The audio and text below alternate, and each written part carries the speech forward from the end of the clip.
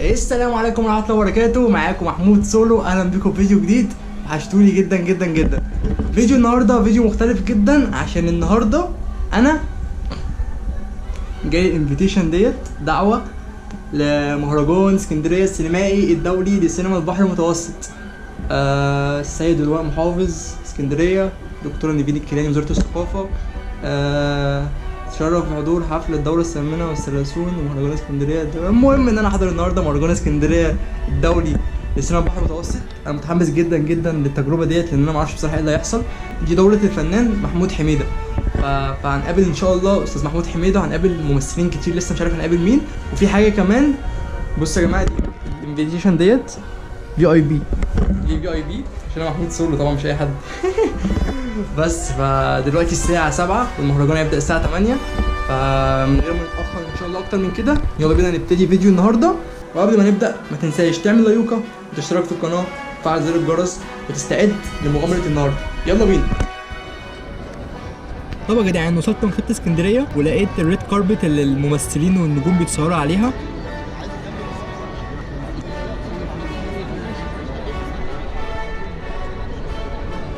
بس ده مش موضوعنا.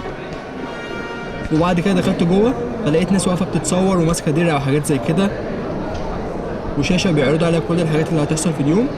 برضه مش موضوعنا. دخلت بقى جوه القاعه بتاعت المؤتمرات الكبيره، وبصراحه جامده جدا.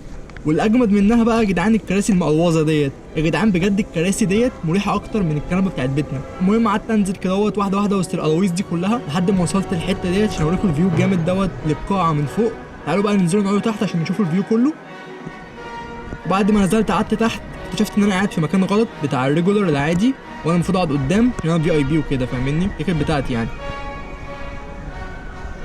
وبس طلعت قعدت قدام، وبعد كده قعدونا شويه لحد ما يظبطوا الناس.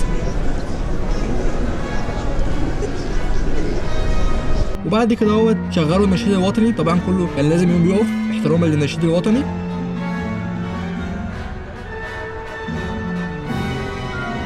وبعد كده بدأوا الفقرات بتاعت المسرح، فقرات راقصة، وكان في فقرات تمثيلية لأفلام اتعملت زمان زي فيلم ذا ماسك اللي هو بتاع الرجل المقنع الأخضر، وأفلام تانية كتير زي أفلام شارلي شابلن.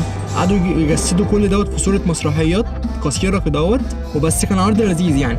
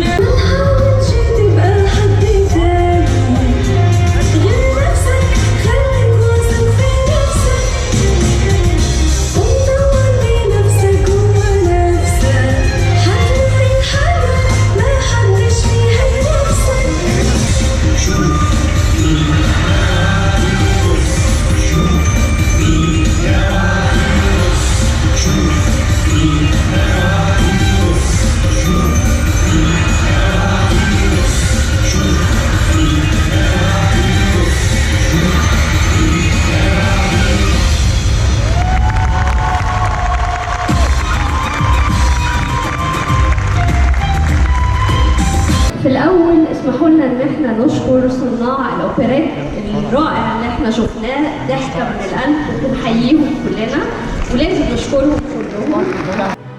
بعد كده يا جدعان فقرة المسرح خلصت وحيوا الفرقة، وبعد كده طلع بقى شوية مذيعين حوالي 3 مذيعين بالظبط، كان من ضمنهم كريم كوجاك اللي هو بيعمل برنامج الصدمه في رمضان. كل واحد فيهم كان بيتكلم بلغه مختلفه عشان خاطر الناس الحضور في منهم اجانب وفرنساويين، عشان يفهموا اللي بيتقال واللي بيدور طول اليوم. Beauty and culture. Welcome to the beautiful Alexandria. Chers invités, bienvenue dans la capitale de l'art, de la beauté et de la culture, Alexandrie. بدأوا يقولوا بقى شوية حاجات على اسكندرية، ازاي ان هي عاصمة الفن وان هي منارة المواهب وشوية حاجات كده كلنا عارفينها اكيد. كده كده اسكندرية توب. المهرجان وعاشته معه جماهير الاسكندرية عاشقة الفن والفكر والثقافة. وبعد كده بدأوا يعرضوا شوية مشاهد من الأفلام اللي معروضة في المهرجان السنة دي. طبعا انتوا عارفين ان ده مهرجان أفلام، ففي ناس بتعمل أفلام مستقلة. مهرجان الإسكندرية السينمائي لدول البحر المتوسط. أي حد ممكن يعمل فيلم ويشارك بيه في المهرجان، ولو أخد بعد كده جوائز ممكن ده يفتح له فرص إنه يعمل أفلام بعد كده أكتر وأكتر، فاهميني؟ نجوم رحلوا في الحياة، أناس عاشوا بيننا. بعد كده عرضوا شوية مشاهد للفنانين اللي توفوا زي سمير غانم، ما زالت تعيش في وجداننا. وبعد كده بدأوا يقدموا أعضاء لجنة التحكيم اللي هيحكموا على الأفلام اللي مشاركة. في حضرة هذه الكوكبة من النجوم والفنانين والإعلاميين من مصر والعالم الذين استطاعوا عبر أكثر من 100 عام. وبعديها على طول استدعوا أول واحد من المسؤولين اللي واقف يتكلم ويعمل مقدمة. يتفضل الكاتب عاطف بشاي لإعلان نتائج المسابقة. مدحت محمد صادق عن سيناريو كمجرى. وبعد كده استدعوا أحد الكتاب عشان خاطر يقدم الفايزين في المسابقة بتاعت السيناريو اللي كانت معمولة. والأجمل جمهور عظيم هو جمهور اسكندرية بحقيقة. وبعد كده طلع الإعلامي عمرو الليثي يتكلم عشان تقريبا أسرته هي اللي كانت عاملة المسابقة بتاعت السيناريو دي. محمود حميدة. بعدين دخل النجم محمود حميدة وأحرص على إن أنا في كل الدورات أكون موجود، سواء عندي فيلم أو ما عنديش فيلم. ورحبوا بيه وشوية سلامات وقبولات وهكذا، وقعد برضو قال كلمتين. عمال السينما يعني إني أحضر المهرجان. وبعد كده كان في مفاجأة، محي إسماعيل وبرضه دخل قطع وقال لك ليه انتوا جايبينه ومش جايبيني وحاجات زي كده، وكان مسخرة. اشمعنى يعني دورة محمود حميد؟ ليه مش محي إسماعيل؟ وبعدين أنا صاحي من الفجر ومفصل البدلة دي مخصوص وجاي في أوبر ودافع فلوس الأوبر والجزمة دي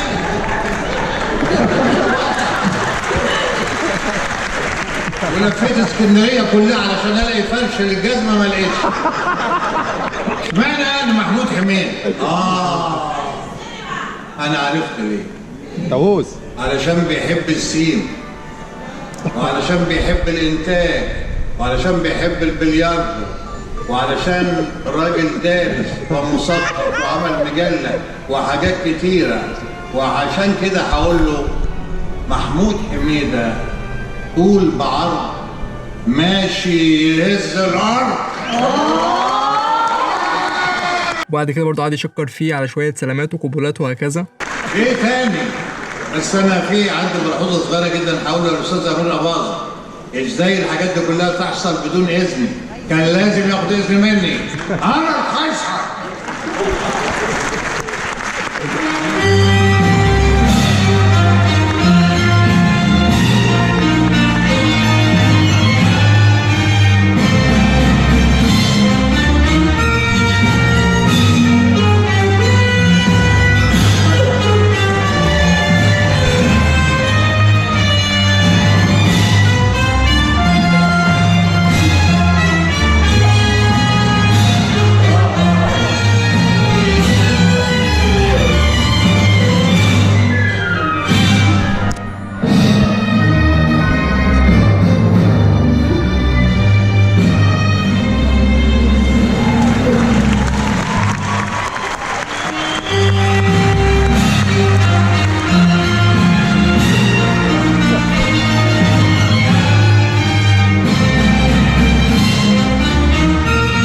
بشكر الأستاذ الكبير جدا جدا محي إسماعيل على إنه شرفني يعني إن هو يقدمني بالطريقة دي كما يحب محي إسماعيل.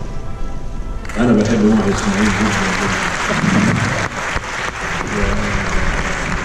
محي إسماعيل لا يكفي أن تسمى دورة واحدة، محي إسماعيل يجب أن تسمى باسمه مهرجانات كتيرة جدا. شكرا. المذيعة كانت بتقدم تقريبا ممثلة يونانية اسمها الكسندرا مش عارفة ايه كده. My real name is Alkistis. فهي طلعت على المسرح قالت لها لا انت قلتي اسمي غلط، انا اسمي مش عارفة حاجة زي كده. فالناس اللي هو كانت كده اللي هو ايه في ايه في ظل الصمت التام. وبعد كده راحت قايلة أنا أحب اسكندرية. وساعتها الناس كلها بقت بحب اسكندرية وبعشق أهلها وبحرها وفنها. الفن طلع هنا من اسكندرية. بس يا جدعان. وبعد كده الاعلاميه بوسي شلبي اللي مش عارفه تقريبا بتيجي على قناه النيل او الحياه مش متذكر، برضه وقفت قالت كلمه عن ازاي احنا جامدين كاسكندرانيه وعاصمه الفن والحاجات اللي احنا عارفينها دي كلها، مش محتاجه اتكلم كتير. المصري والعربي صعب حد يخليه يضحك وصعب حد يخليه سعيد، لان القفشات والكوميديا اللي في الست المصريه والراجل المصري موجوده في كل بيت. فعشان يجي فنان او تيجي فنانه تبسطه وتضحكه دول لازم ياخدوا الاوسكار. ايوه دنيا سمير غانم. وبعد كده قدمت لنا دنيا سمير غانم ودي كانت المفاجاه. ودنيا بقى طلعت على المسرح قبولات وسلامات وبتاع. سمير غانم يعني مين ينسى المتزوجون؟ احنا بنكرم الاستاذ سمير غانم النهارده اكيد مدام شيرين ليها كلام معانا. وفي عز ما هي في القبولات والسلامات وبتاع كان في مفاجاه اخرى وهي شيرين، ممثله شيرين اللي هي عملت مسرحيه المتزوجون اللي هي كانت مرات مسعود لو تفتكروا. فدخلت بقى خطبت واتكلمت عن ازاي حياتها اتغيرت بعد المسرحيه ديت واسم عيلتها اللي بقى شيرين صرصار. مساء الخير وارجوكم تعذروني، انا ما بعرفش اتكلم غير الكلام اللي بيبقى مكتوب لي علشان اقوله في المسلسلات او الافلام. لكن الحدث العظيم اللي النهارده انا بحضر فيه لاول مره، انه انا اجي اول مره في حياتي مهرجان اسكندريه الدوره 38، وكنت جايه علشان احيي بس الاستاذ محمود حميده صديقي العزيز اللي ما فيش بينا وبين بعض تليفونات، لكن أنا بتابعه بشدة وبتابع البرامج القليلة اللي بيطلع فيها وبيعجبني كلامه جدا وصراحته.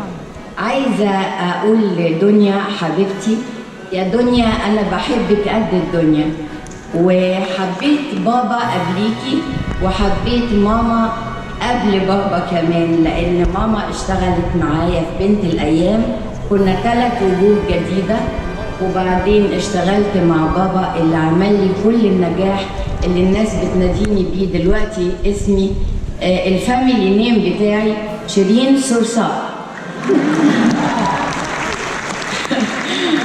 عايزة أشكركم كمان وأشكر الأستاذ الإعلامي الدكتور عمرو الليسي على الجائزة المقدمة من الأسرة. عايزة أشكر كل القائمين على المهرجان. أنا كده ممكن أتكلم لغاية بعد بكرة، يظهر إن أنا بعرف أتكلم الحمد لله، دي حاجة كويسة جدا.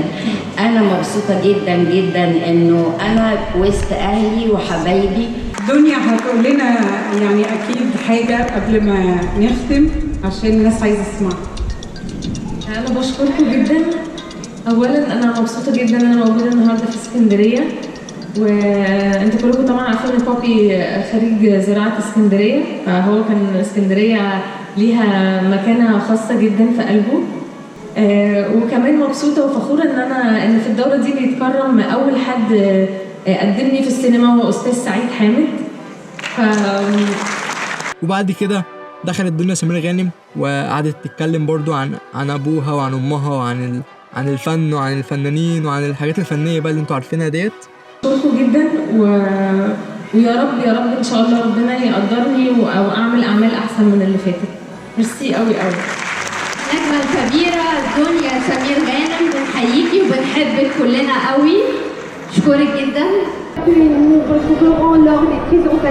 بس يا جدعان، فالمهم الست بتاعت الفرنساوي دي رجعت تاني، يا دوب اتكلمت الناس خدت بعضها ومشت، وبعد كده عرضوا فيلم بيحتفلوا بمئويته، فيلم مصري قديم وبس. وبعد كده قلت بقى ايه، اصور لكم شويه صور للنجوم اللي كانت حاضره. فاول نجم طبعا واول فنان قدير معانا الفنان محمود سولو، وتاني فنان معانا هو المخرج علي بدرخان. في حقيقة يا جدعان ان الفضل في الفيلم بيرجع للمخرج، لان المخرج هو صاحب الرؤية وصاحب العمل وهو اللي بيوجه الممثلين، بس هو بيبقاش باين قوي زي الممثل، فالممثل بياخد الفضل كله، فاهمني؟ وبس. ودي المذيعة اللي انا مش فاكر لسه كانت بتشتغل في النيل ولا في الحياة، والناس بتيجي وراها تتصور معاها، بس طبعا احنا ما بنجريش ورا حد، احنا على وضعنا لحد ما يقابل ربنا. وما تنسوش ان الفن والافلام هي وسيلة عشان خاطر تعبر عن المجتمع وعن الواقع اولا واخيرا، فاهمني؟ فزي ما نتفليكس والناس ديت مثلا بيستغلوا الافلام او بيستغلوا الصوره والالوان والموسيقى في ان هو يوصل لك حاجه غلط زي الشواذ او خلافه، احنا ممكن نستغل القدره دي او الفن ده او القوه دي ان احنا نوصل الافكار الصح والافكار اللي بتعبر عننا عن مجتمعنا، وبرضه هتلاقي رواج وبرضه هتنتشر وبرضه هتجيب فلوس.